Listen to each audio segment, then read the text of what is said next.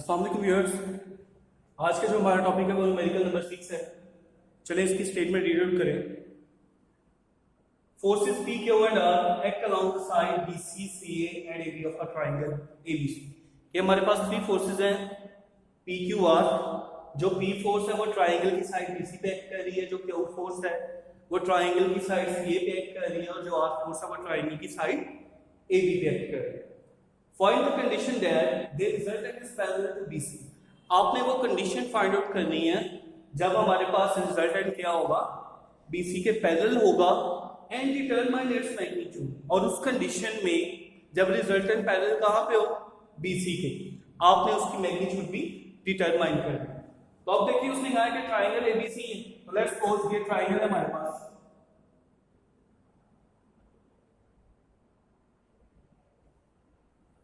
अब उसने क्या कहा था, उसने कहा BC के ऊपर कौन सी फोर्स एक्ट कर रही है, P। तो लेट्स सपोज ये P फोर्स है, ये C force, BC P force हो गई, Q फोर्स CA, तो ये होगा CA Q फोर्स हो गई। अब सिमिलरली AB R फोर्स हो गई। अब B के सामने स्मॉल b, C के सामने स्मॉल C, A के सामने स्मॉल a। A पे एंगल लेट्स सपोज अल्फा बन रहा है, B पे एंगल बीटा बन रहा है, और C पे एंगल गैमा बन रहा है। अब इन फोर्सेस को हम क्वाड्रेंट में ड्रा करते हैं, थोड़ा गौर कीजिएगा।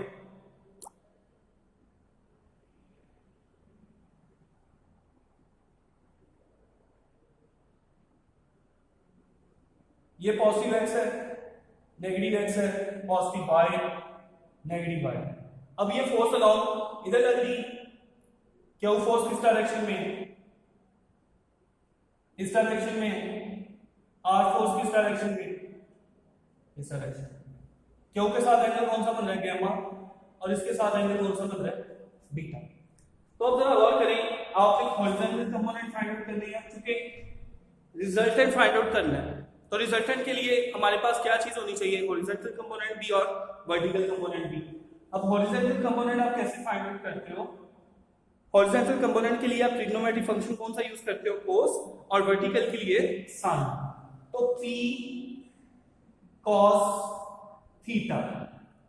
अब थीटा क्या है, P के साथ, P के चूंकि जो फोर्स P है वो लॉन्ग एक्स एक्सिस लाई कर रही है, और एक्स एक्सिस पे P के साथ कौन सा एंगल बन रहा है, 0 डिग्री प्लस Q।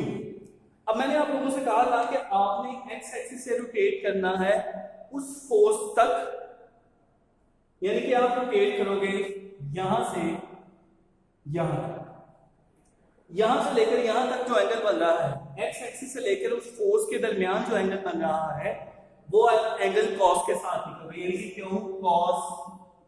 अब जरा गौर करें, यहां से लेकर अगर हम यहां तक रोटेट करें, जहां पे ये मेरी फिंगर है, तो एंगल कितना बनता है, 180।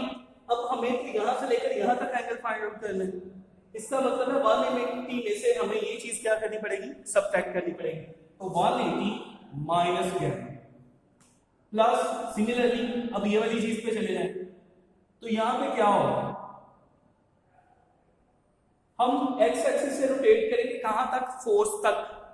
एक्स एक्सिस से फोर्स तक जो एंगल बन रहा होगा हम कॉस के साथ वो लिखेंगे, यहां से लेकर यहां तक 180 में एडिशन कितनी हो रही है, बीटा, तो ये चीज कितनी हो जाएगी, r cos 180 प्लस बीटा।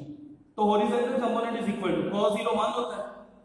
अब आपको पता है, आपने फर्स्ट ईयर में चैप्टर नंबर 10 में पढ़ा हुआ है कि अगर 180 हो तो वो अपनी कोरिलेशन में नहीं जाता। सॉरी, चैप्टर नंबर 9 में भी आपने डिस्कस किया हुआ, तो 180 है तो cos अपनी कोरिलेशन में नहीं जाएगा, क्यों, cos ऑफ गैमा। अब चूंकि 180 में से कुछ लेस हो रहा है, तो सेकंड क्वाड्रेंट में cos क्या होता है, नेगेटिव। सिमिलरली ये भी r cos ऑफ बीटा, 180 है तो अपनी कोरिलेशन में नहीं जाएगा, cos बीटा वैसे ही 180 में कुछ ऐड करेंगे थर्ड क्वाड्रेंट, और थर्ड में ये क्या होता है, नेगेटिव होता है। अब इसी तरह से वर्टिकल कंपोनेंट भी क्या हो जाएंगे, उनके साथ सिर्फ साइन आ जाएगा, तो sine 0 degree plus Q sine 180 minus gamma plus R sine 180 plus beta. Sine 0 0 होता है, 180 है तो अपनी कोरिलेशन में नहीं जाएगा, क्यू साइन गैमा। अब 180 में से कुछ लेस करें क्योंकि सेकंड क्वाड्रेंट है और सेकंड क्वाड्रेंट में तो साइन वैसे ही पॉजिटिव होता है, तो ये पॉजिटिव आ जाएगा आर साइन ऑफ बीटा। क्यों? क्योंकि 180 में कुछ एडिशन करेंगे तो थर्ड क्वाड्रेंट, थर्ड में क्या होता है, नेगेटिव। अब उसने कंडीशन दी हुई थी कि जो हमारे पास रिजल्टेंट है वो किसके पैरेलल है, बीसी के। अब जरा गौर करें, जो बीसी अलोंग एक्स एक्सिस लाई का है, तो इसका मतलब है कि यहाँ पे जो वर्टिकल कंपोनेंट की वैल्यू होगी वो क्या होगी, 0, गिवन कंडीशन।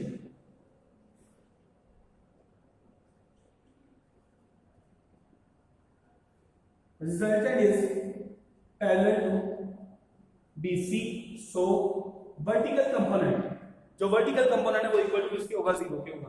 तो अब यहाँ पे चले, यहाँ पे मैं मेंशन कर देता हूँ, इसका मतलब ये हुआ Q sine of gamma minus R sine of beta is equal to 0। तो यहाँ पे क्या होगा, Q sine of gamma is equal to R sine of beta. अब यहाँ पे जरा गौर करें, दोनों साइन आ रहे हैं तो इसका मतलब है हमें किसी तरह से किसी एक की वैल्यू फाइंड आउट करनी पड़ेगी, या तो हम क्यू की वैल्यू फाइंड आउट कर लेते हैं या आर की। तो उसके लिए हमें लास्ट साइन यूज करना पड़ेगा, A of sine alpha B of sine of beta is equal to C over sine gamma using law of sine. अब आपने इन तीनों में से कौन सी दो वैल्यूज लेनी है, आपने वो दो वैल्यूज लेनी है जिसमें ये दोनों चीजें आ रही हैं, एंगल गैमा भी हो और बीटा भी हो, वो किसमें है, इन दोनों में। तो b over sine beta is equal to C over sine gamma, किसी एक ही वैल्यू फाइंड आउट करें। b इज इक्वल टू क्या हो जाएगा हमारे पास, यहां से साइन बीटा की वैल्यू फाइंड आउट कर लें, क्रॉस मल्टीप्लिकेशन कर लें, b sine of gamma is equal to C sine of beta. तो साइन बीटा की वैल्यू हमारे पास कितनी आ गई, B C sine of gamma. इसको पुट करते हैं इसमें इक्वेशन मार्क, तो ये चीज क्या हो जाएगी, क्यू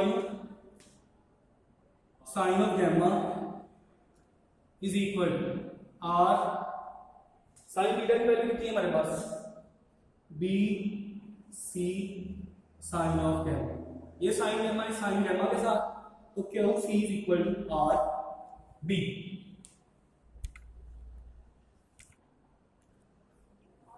अब स्टूडेंट हम लोग क्या काम करेंगे, अब जो हमारे पास रिजल्ट है वो किस चीज की इक्वल होता है, r is equal to R square is equal to x square plus y square, यानी कि हॉरिजॉन्टल कंपोनेंट का स्क्वायर प्लस वर्टिकल कंपोनेंट का square.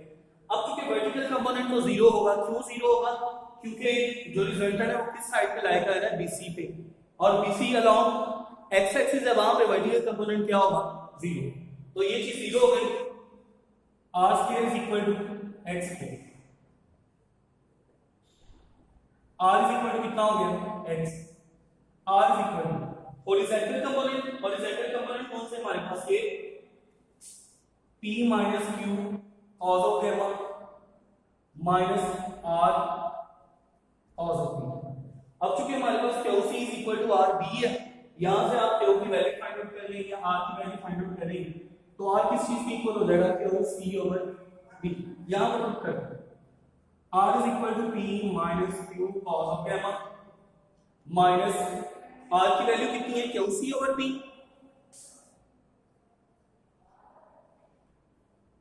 cos of beta. r is equal to p minus, इन दोनों में से आप ऐसा काम करें, क्यों कॉमन ले, रिमेनिंग चीज cos गैमा एलसीएम ले लें bracket b cos gamma minus c cos beta over b। तो ये चीज क्या हो जाएगी, r is equal to p minus q over b, b cos gamma minus c cos of beta. अब आप जरा गौर करेंगे, अब हमारे पास क्या है, a over sine alpha b over sine beta is equal to c over sine gamma. यहां से हमने b और c की वैल्यू फाइंड आउट करनी है, तो जरा गौर करें, a over sine alpha is equal to b over sine beta, a over sine alpha is equal to c over sine gamma. b की वैल्यू क्या हो जाएगी, a sine beta over sine alpha, c is equal to a sine gamma over sine of L. ये सारी की सारी values उठा के आप यहां पर पुट कर देते, क्या चीज हो जाएगी हमारे पास, R is equal to P minus Q over B।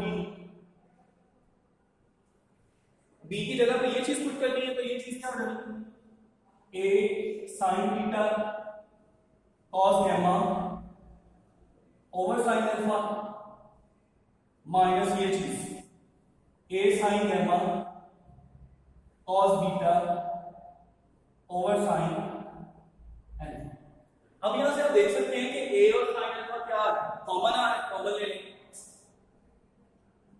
P minus Q over B, यहां पे A आ जाएगा यहां पे, और नीचे चीज क्या बचेगी हमारे पास, sine alpha sine beta cos gamma minus